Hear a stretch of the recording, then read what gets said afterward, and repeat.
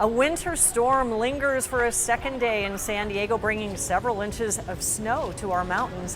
Why those communities say this could provide a desperately needed boost.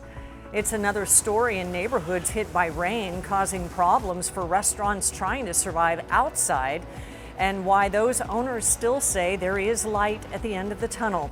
And it's been 1 year since the start of the pandemic stranded people for weeks on a cruise ship. How one couple is now working to help others at home. ABC 10 News at 4 starts now. We begin with a live look at downtown Julian, blanketed in snow. The winter storm that reached San Diego Tuesday night is still bringing wet weather across the county. Good afternoon. I'm Kimberly Hunt, and we have team coverage for you on where this is getting hit the hardest and the impact the rain is having on local businesses. We begin with ABC 10 News reporter Jennifer De La Cruz. She is live in Julian. Jen, San Diegans braved dangerous roads to visit the snow today. Yeah, Kimberly, we had a lot of different conditions today. We had cloud coverage, it was foggy at times, the sun was out at other times, and this is some of the really thick packing snow that sticks to the ground really well. It's been snowing on and off throughout the day. So in some areas you have several inches of snow, other areas closer to the sidewalk, you have this slushy mix that does make it kind of hard to be walking around. So if you are heading up here, do be careful, but pretty much no matter where anyone was in Julian today, as far as everybody that we talked to, everyone was having a great time. For the third day in a row, the San Diego County mountains turned into a winter wonderland. A powerful storm dumping several inches of snow overnight, drawing coastal and inland crowds to higher elevations. In Santa Isabel, a mix of rain and small hail started falling on Highway 67 just before noon. The pellets got bigger and came down harder the higher we climbed. Above 3,000 feet, roads were still clear on the way up to Julian. Families pulling over to play in the snow, with no shortage of snowballs thrown between this little boy and his younger sister. Higher up the hill in downtown Julian, more snowball fights and snowmen were built along Main Street. I saw on the news that it was snowing in Julian, so it's my first time coming here. It's beautiful. One brave visitor from San Diego was wearing just a t-shirt for the day. Question, are you cold? No. He and his sister say this is the most snow they've ever seen up here. It's really nice. It's really bright. Every time in the year, it's like once in a year thing. It's kind of like early Christmas. Restaurants and shops on Main Street welcoming the crowds and getting a much needed boost in business.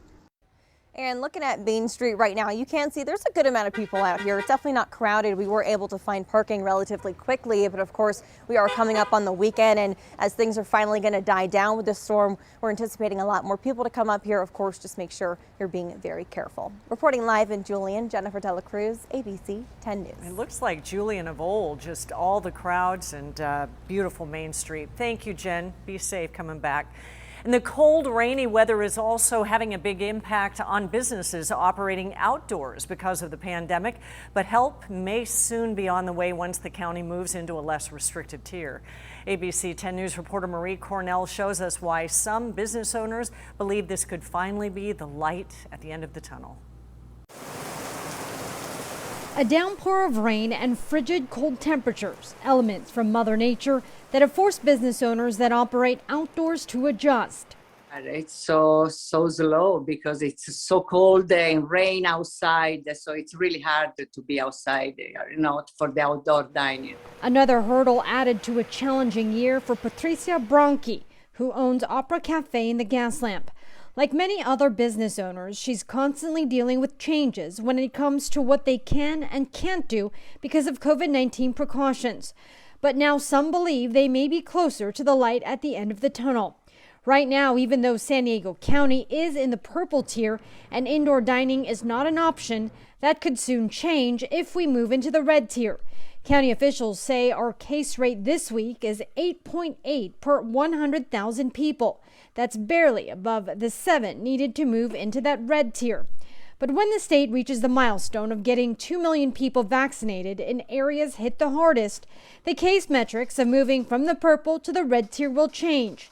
Instead, it will be 10 new cases instead of 7.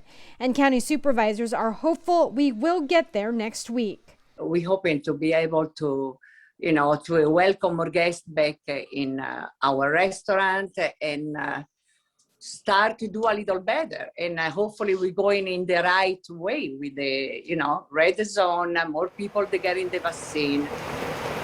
Marie Cornell, ABC 10 News. Meteorologist Angelica Campos is tracking the storm for us. Winter storm warnings will be with us for a while longer, Angelica. That's right. And it is a winter wonderland in our mountains. So we'll take a look at some of the snow totals and rain totals, but our winter weather advisory has been extended. So as we look at the totals, you can see over an inch already in Vista, Alpine, Oceanside, and also in Ramona, just below that inch in Del Mar, but San Diego got more than half an inch so far. And we are expecting additional rainfall tonight into early tomorrow morning. Areas like Mount Laguna already about 11 inches of snow, Palmer Mountain 17, but we know to our north and above 6,500 feet, they have been seeing better snow totals. Our winter storm warning in effect until 4 a.m. Saturday, and we continue tracking showers, but most likely, like yesterday, we're going to see most of it tonight. Thank you, Angelica. President Biden says help is on the way as we try to get past the coronavirus pandemic. Today, the president signed the new relief package passed by Congress into law. It's clear that an overwhelming percentage of the American people, Democrats, independents, our Republican friends, have made it clear, the people out there, made it clear they strongly support the American Rescue Plan. The package includes $1,400 checks for most Americans. There's also billions of dollars for vaccinations and testing. State and local governments will also get money they can use for small business relief. President Biden will be making his first primetime address to the nation in a little less than an hour. He's expected to tell every state to open up vaccinations for all adults by May 1st. You can watch it live right here on ABC 10 News. The picture painted a year ago when the World Health Organization declared COVID-19 an official pandemic was uncertain. We were told up to 240,000 Americans could die. The number is well over double that, around 530,000 right now. Things were supposed to peak last May. That dragged into 2021 when January became our deadliest time. An AP poll found 1 in 5 Americans lost a close friend or relative to COVID. But at the same time, research and science worked at lightning speed, cutting through red tape, forming successful public and private partnerships to test therapeutics and develop multiple vaccines. If we continue this pace, in about 4 to 6 months, we will have vaccinated enough people that will probably be able to say that we have achieved what we call herd immunity or population immunity, and that magical point in which transmission of the virus will essentially shut down. Infectious disease doctors who became some of the most important voices through the pandemic can't help but reflect on mistakes made as well, like politicizing face masks and the inequities of the disease and economic fallout.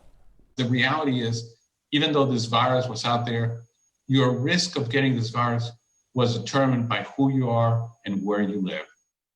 The biggest concerns now include people possibly letting their guard down too soon. Some areas are rolling back mask requirements and lifting other restrictions at a time when variant cases are multiplying. I'm worried about the variants. We have a race right now between variants and vaccines. And if we don't shut down the variants are going to win. Tonight, President Joe Biden will address the country about what's happened over the past year and what's next. President Biden plans to honor the sacrifices made since the pandemic plagued the U.S. He'll also encourage everyone to remain vigilant, and he will mourn those who have died from the virus. President Biden's address begins at 8 p.m. Eastern Time. San Diego is considering putting curfews on more parks in an effort to lower crime in some neighborhoods. The Public Safety Committee is recommending curfews at 3 parks in Faneuil Park, Pacific Beach Library Park, and the Bob McElvoy Fields. Supporters say curfews can make those areas safer. Homeless advocates argue that closing parks at night makes it harder for the homeless to have a public place to sleep. The full City Council will take up this issue this spring. The first of many walkable greenways is now open in the East Village. We joined Mayor Todd Gloria and other city officials as they celebrated the opening of the 14th Street Greenway today. This will be the first of 6 interconnected greenways in the East Village. When finished, they'll extend 11 blocks from C Street to Commercial Street. Projects like this greenway continue to drive downtown San Diego's evolution into a community that is welcoming for both visitors and residents alike. Other greenways will be located along 8th Avenue, Cedar Street, E Street, Island Avenue, and Union Street. A judge is allowing another charge be filed against the former police officer charged with killing George Floyd. Derek Chauvin will now face a third-degree murder charge in addition to second-degree murder and manslaughter charges.